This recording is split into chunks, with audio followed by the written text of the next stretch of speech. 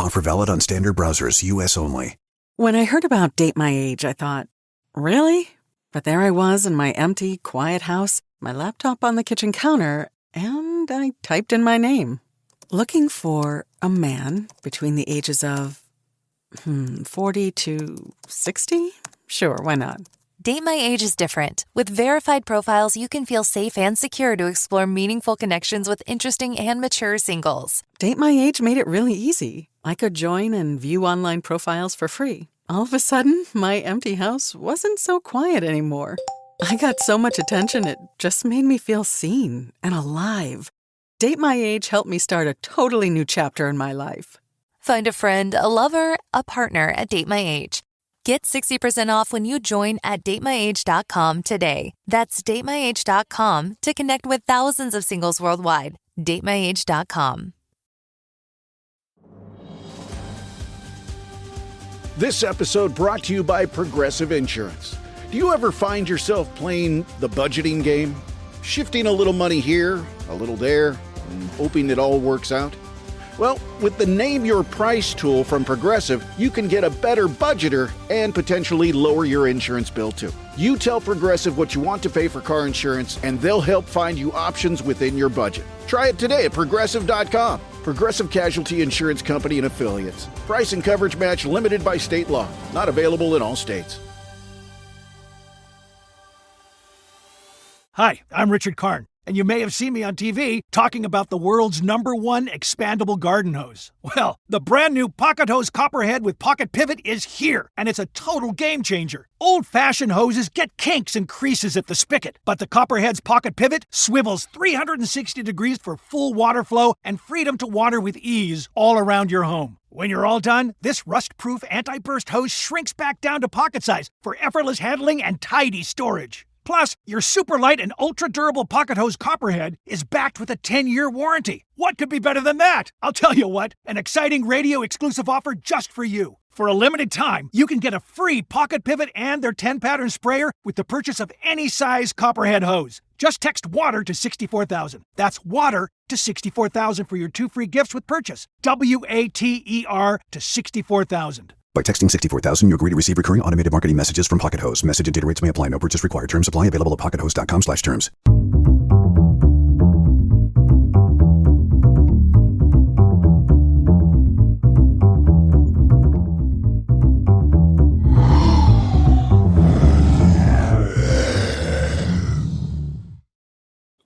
My name's Jeremy Harper.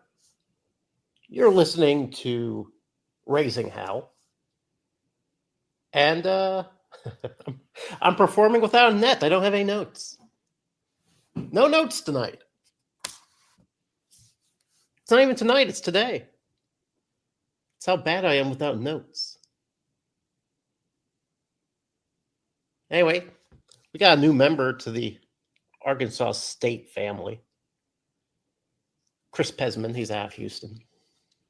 Welcome to Arkansas State, Chris Pesman. Although it's kind of funny, I keep hearing it pronounced Presman, like there's an R in there. Is that how you pronounce it? It's P-E-Z-M-A-N.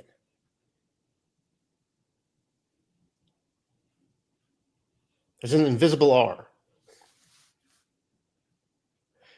I don't know.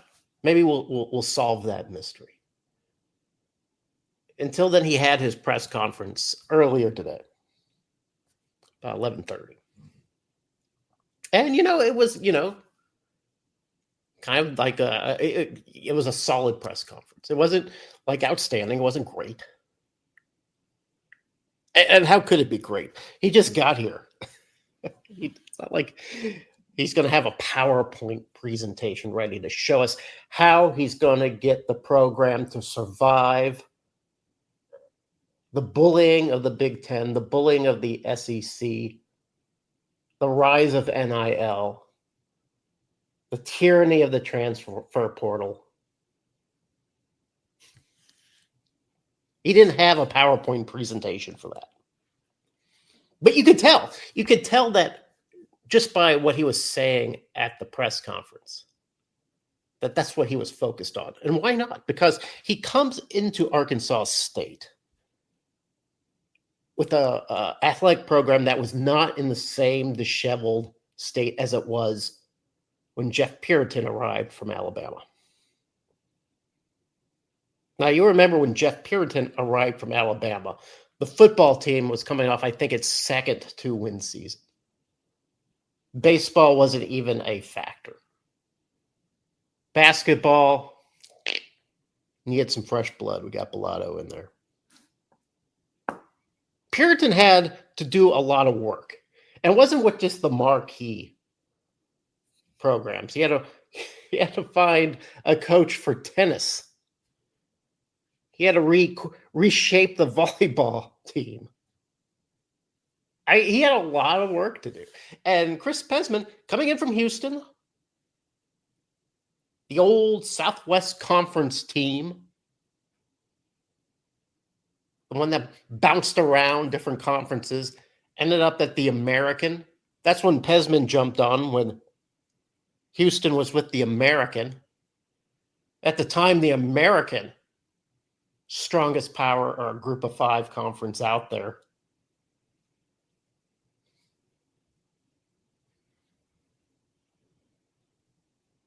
Pesman was there when Houston entered the Big 12. I know that excites some Arkansas State people probably. Hey, maybe he can get us into the Big 12. No, that's not the same situation. It's not the same situation. No, Arkansas State's good with the Sun Belt. I like where we are. We got invited to the Big 12. Yeah, I'm not going to say no to that. It's a matter of survival. Is the Big 12 equipped to survive what's coming to college football? I don't know. Probably not. There's only 2 conferences that seem to think that they matter. If you talk to the SEC and the Big 10, the only schools that matter are the schools that belong to them. Everybody else can eat shit. All right. Yeah, Big 12, they keep trying to hang in there. ACC, a little quieter. Anyway. But that's what Chris Pesman has to deal with. He doesn't really have to deal with needing to revamp the basketball team. That's been done for him. He doesn't really have to put his stamp on the football team. The football team's kind of on autopilot right now. Baseball program, that's one thing he has to kind of stay on top of. Mike Silva, the new head coach, turning a pretty decent season. Great season, if by A-State standards. You want to keep him happy. Make sure you follow through on the promises that were made to Mike Silva. Yeah, just how you going to do it. Money isn't falling from the trees in Jonesboro. Yeah, and he said, the first thing he said was, we got to figure out what's going on with the House, the House of Representatives. They're looking to see, can NIL be something that schools pay for? If so, how much? How is it done? I really don't know. Keith Merritt, the old hand at Arkansas State. Bottom. He asked a question today at the press conference, got up and said, hey, I don't recognize college sports today. What are you going to do about it, Chris Pesman? How are you going to navigate this? That's not what he said, but that's pretty much. He did say he didn't recognize college athletics. Can you imagine everything Keith Merritt has seen in college sports? He's seen a lot. He's an old guy. And he's old school. He's been around a long time. He's seen a lot of things. And I imagine he sees what's going on with college sports right now. Is like, what the hell is going on here? WTF? What is happening? Why is it happening? He wanted to know. Chris P., what are you going to do about this? Can you take whatever you've learned at 7 years at Houston? 7 years at Houston. Before then, he was at the University of California. Kind of doing more of a role that Purinton was doing. He was the head honcho, though, at Houston. 7 years at Houston. Bearing the slings and arrows of probably a pretty, I don't know, involved group of boosters. Now he comes to Jonesboro, and let me tell you something. Jonesboro isn't going to be, I mean, it'll be smaller. But Jonesboro isn't any less demanding. People want to see wins. People want to see changes. People want to see facilities.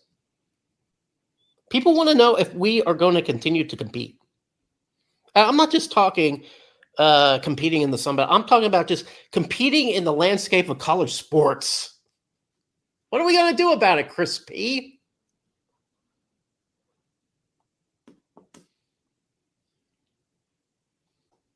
I don't know. He probably doesn't have a PowerPoint for that because there is no PowerPoint. The guys running the PowerPoint are running the SEC in the Big Ten right now. Yeah, I complain about it a lot, but it's true. So anyway, Chris P., he comes aboard. He's behind the podium. He's making his speech. Says all the right things. He talks about how much he liked Jonesboro. Said as soon as he was offered the position, he took it immediately. I don't know if that's true. I never know what's true. That could be true. He could have been like, yes, gosh, sign me up. This was a guy who's angling for the University of Washington job when it was open. He's got the job at Arkansas State now. But he said, yeah, bring me aboard. He said something interesting, too. Somebody said, why Arkansas State? I kind of wish he had, I don't know, gone a little deeper on the answer. I wasn't there to ask questions. I would have given him plenty of softballs. But he said, listen, I was a walk-on at Houston. I don't know much about his career at Houston. I know that he ended up being a team captain. Played in the early 90s for the Cougs. He said there was kind of more of a community. What do you call it? Almost like a commune in college sports. Just, teams trying to get along, get together, build something, be something. Wasn't about money. I mean, it's always been about money. But, for the players, it was about being on a team, learning teamwork. He said he feels like a lot of that's been lost. I think what he was implying is that he could find that in Jonesboro, that he could find that in Arkansas State, that possibly he could find that in the ranks of the Group of Five. That spirit of belonging, not a spirit of business, not a spirit of dollars and cents, not this big pool of gold coins that we get to jump into like Scrooge McDuck if we have a membership card. Yeah. If you listen to Chris Pesman, he's looking for that old school type of feeling again, where college sports is college sports. Maybe he can find that at the Group of Five. I don't know. We're all backstabbing each other too. It's not like we're all holding hands together. We're not.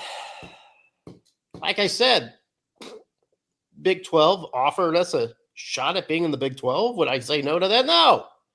Adios, Sun Belt. It's been real.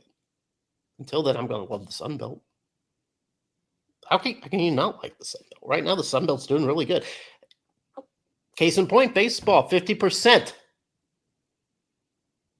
of Sunbelt teams that made regionals are moving on.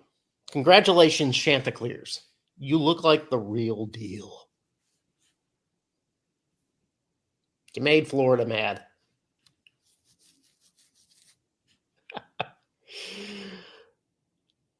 Southern Miss. All right. I watched a lot of Southern Miss. Yeah, I don't watch a lot of college baseball. That's not Red Wolves related. I don't. But I was watching a little bit of the Shants, a whole lot of the Southern Miss. I didn't watch a whole lot of Shants because I felt like the Shants really had it buttoned down, right? They've been there, they've done that, they know what to do. Southern Miss, they just go through periods where they're not dominant. And first game of the series, they dropped a big old deuce against Columbia. They go on to beat Columbia later. But now they got to beat, Miami twice?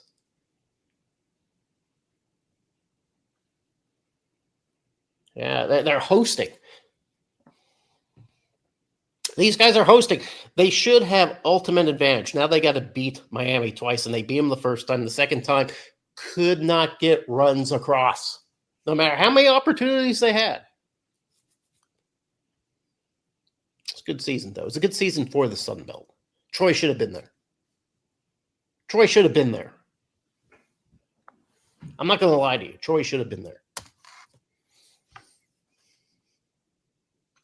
Chris Pesman's job will be to bring or to put Arkansas State to that tournament. Yeah, that's a tall order. But, hey, man, that's part of the job. I mean, I think like Bowen. Remember Tom Bowen? Guy out of Memphis? I think he thought that the job was mostly just sitting around, maybe buying new shoes, not talking to anybody. I never had one word with Bowen.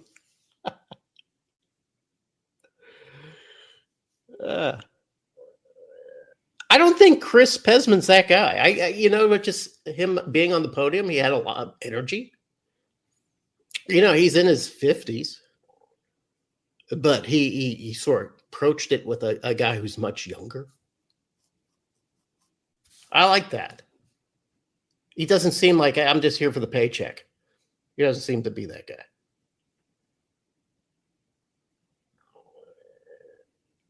Hopefully he's a guy who takes all that experience from Houston. Hopefully he takes all that experience and he brings it to Arkansas State. The knock on him is that he doesn't raise money. I was looking, it's a little unfair. The position he was put in, the Houston gets into the Big 12. Whoopee! They have the lowest operating budget of the Big 12. Okay. All right. Give them some time. Give them a few seasons in the Big 12. See what happens. But no, the boosters didn't like that. What's funny about Pesman, I don't know his history. I didn't follow him. But it sounds like he was in the position just long enough to see himself become the villain. When you stay around for a while and at first everybody loves you and they appreciate what you do and you're working hard and you're getting stuff done, and then maybe you piss off the wrong guy. I don't know. Maybe you accidentally snub them at a booster event. Maybe you say the wrong thing in the newspaper. I don't know. I mean, we've all had jobs where that's happened, where you're working, everything's fine, and then something happened where you just rubbed the wrong person the wrong way. And that's downhill from there. And that's what I think happened with Pesman. Suddenly fired. Parted ways. That's how they put it in the paper. You're fired. I've parted ways in jobs. I was fired. Pesman is here now. I like it. I think it's kind of funny. I think, was he the guy who hired David Rear, our volleyball coach, away from us, and now he's here? That's kind of funny. But I like it. Welcome to the pack, Chris Pesman. I'm looking forward to whatever PowerPoint presentation you want to put together. Want to see some plans? Are you going to get Mike Silva the things he wants? Are you going to be able to build an NIL system that enables Butch Jones to compete? How about Pannone? He's got 15 scholarships now. Is it 15 or is the roster 15? I can't remember how it goes. The roster's 15. You have 15 guys on your roster. That's a lot of guys. That's so many guys that, like, the rich schools are just randomly signing guys just to say, hey, we don't really need you, but we could use you for the practice squad. Sure, sign me up. I'll play for Kansas. Get that NIL money just so I can be dunked. Offer valid on standard browsers, U.S. only. When I heard about Date My Age, I thought, really? But there I was in my empty, quiet house, my laptop on the kitchen counter, and I typed in my name. Looking for a man between the ages of 40 to 60? Sure, why not? Date My Age is different. With verified profiles, you can feel safe and secure to explore meaningful connections with interesting and mature singles. Date My Age made it really easy. I could join and view online profiles for free. All of a sudden, my empty house wasn't so quiet anymore. I got so much attention, it just made me feel seen and alive. Date My Age helped me start a totally new chapter in my life. Find a friend, a lover, a partner at Date My Age. Get 60% off when you join at datemyage.com today. That's datemyage.com to connect with thousands of singles worldwide. datemyage.com.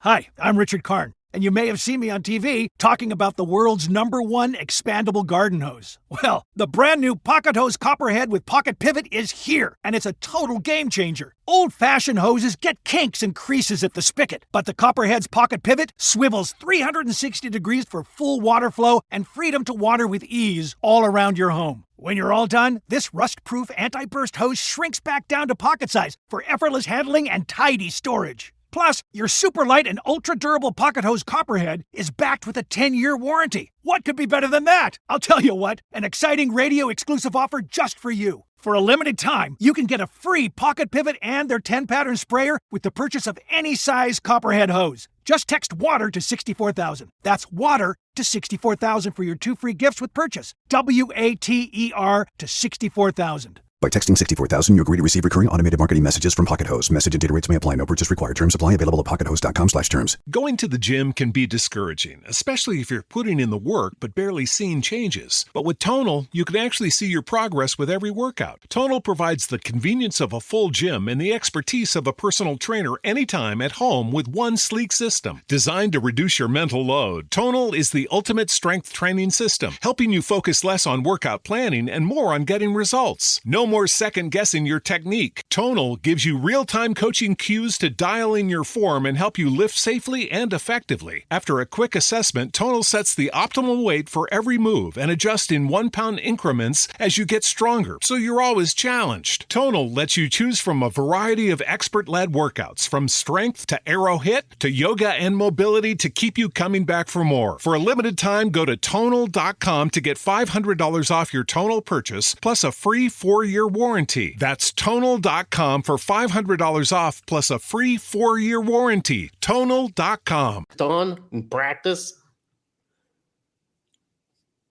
Sounds great.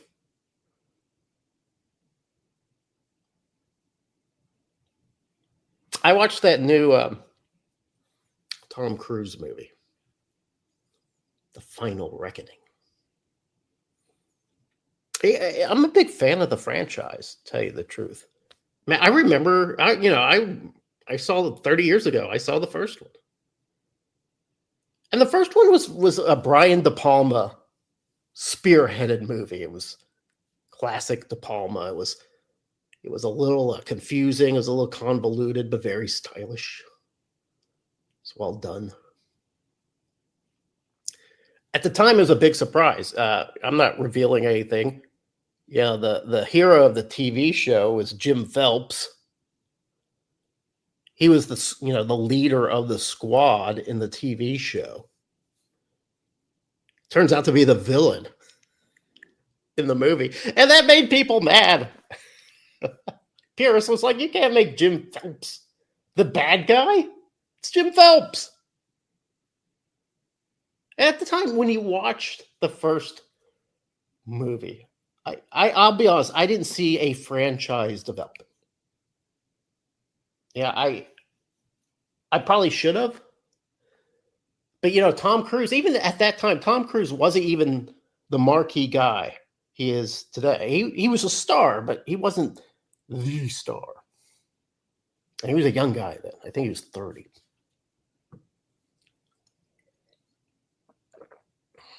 That was a good movie. I enjoyed it. I think I probably had it on VHS. I have it on DVD. I watch it often. There's just good things in it. Second one came out. Hottest director at the time, John Woo. There was like John Woo fever at the time he was hired to direct Mission Impossible 2. He was just, everybody wanted him. I think, I can't remember if Face Off came before or after. I think it was after. I don't know. I could look it up. I'm not going to. But John Woo, right? The walking in slow motion, the doves coming out in the background, impossible gravity-defying, physics-defying kicks. Yeah, it was kind of if the first one was stylish, this was extra stylish. Yeah, Thandie Newton in it, and she was great. Yeah, it also featured who's the old guy? Oh my God, Anthony Perkins. No, Anthony Hopkins. Oh my God, not Perkins. That's another guy. They had Anthony Hopkins as the leader of Mission Impossible. Just that one time, and it kind of like in the way that John Woo was hot. So was Anthony Hopkins. I swear, he was in every damn movie back in the late 90s. Every movie had to have Anthony Hopkins in it. Didn't matter how long he was in it. You just had to have him long enough to put him on the poster.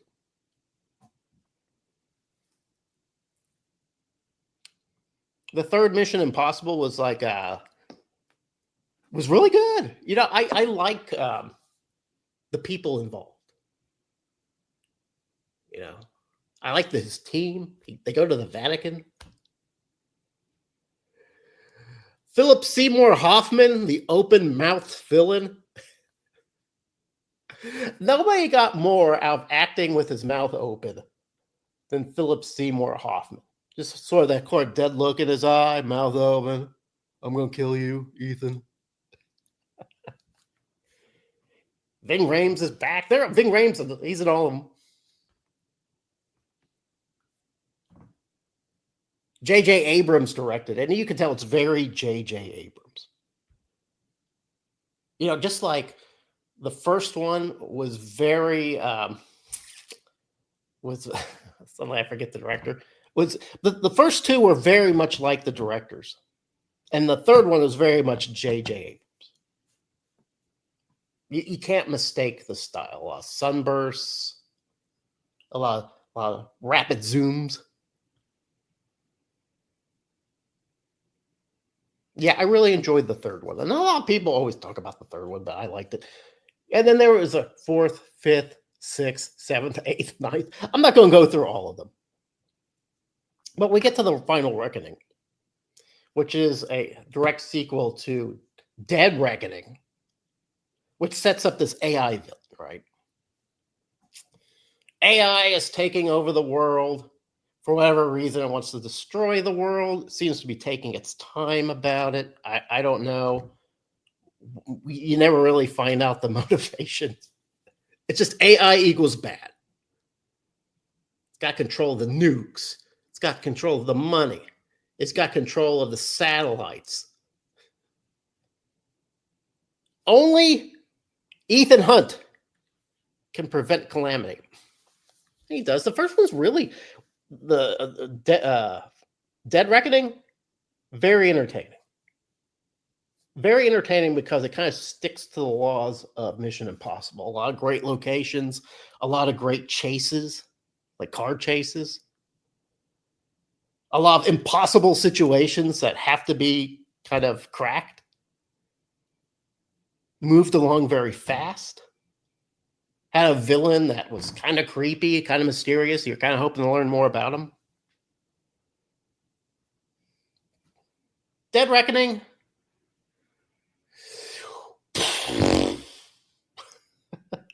Let me just tell you, twice in this movie, the same damn atomic bomb gets deactivated. Twice we got to watch this.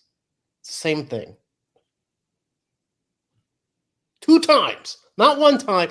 2 times. We got to watch this atomic bomb get deactivated. And really, I know, I get it. It's tense to deactivate a bomb. Which wire do I cut? Oh, it's got all these redundant mechanisms, fail safes.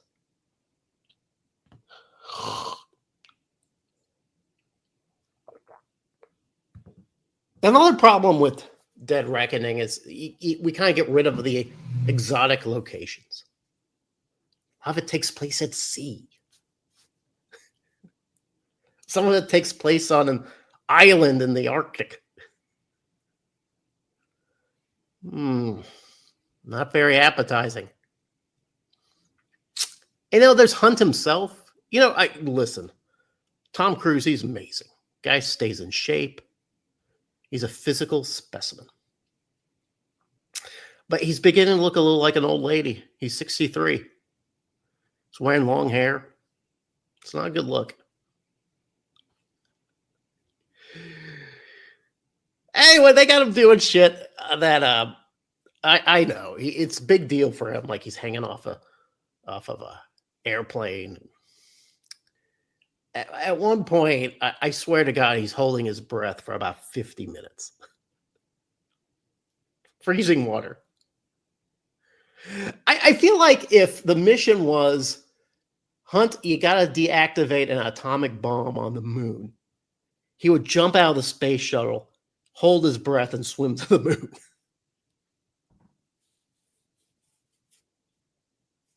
Anyway, you know what? Dead Reckoning, one of those movies, probably have to watch again. Because you come into it with a lot of high expectations. And then when it doesn't quite meet those expectations, all you can see is what's wrong with it and not really what's entertaining about it. And there are entertaining aspects to Dead Reckoning. I think that's all I got. I think I talked about Dead Reckoning almost as long as I talked about Chris Pesman. If that bothers you, I'm sorry, it's June. Speaking of June, I got one more thing. A parting shot. Check out howlrazor.com. Because it's June, it's time for June content. What's June content? That's like almost useless content. You're just trying to fill the time. Trying to get to football season. So I went ahead and critiqued all 14 Sunbelt logos. Listen, I honestly can say this. There's not like a horrendously horrible logo in the bunch. And that's hard for 14. That's a good chance somebody's just going to totally screw it up. They're fine. Are any of them like classic, iconic? Some of them are almost there. They do things that kind of just ruin it, though. Little elements that you're like, you didn't really have to do that. And I'm looking at you, Appalachian State. I'm looking at you, Marshall. Yeah. So anyway, I go ahead and I critique. I take a look at all the logos. Is that compelling June content? Not really. Who doesn't? A lot of people look at logos. I ripped off somebody else's idea. Go ahead, check it out. See if you agree. Don't tell me if you agree, though, because I don't care.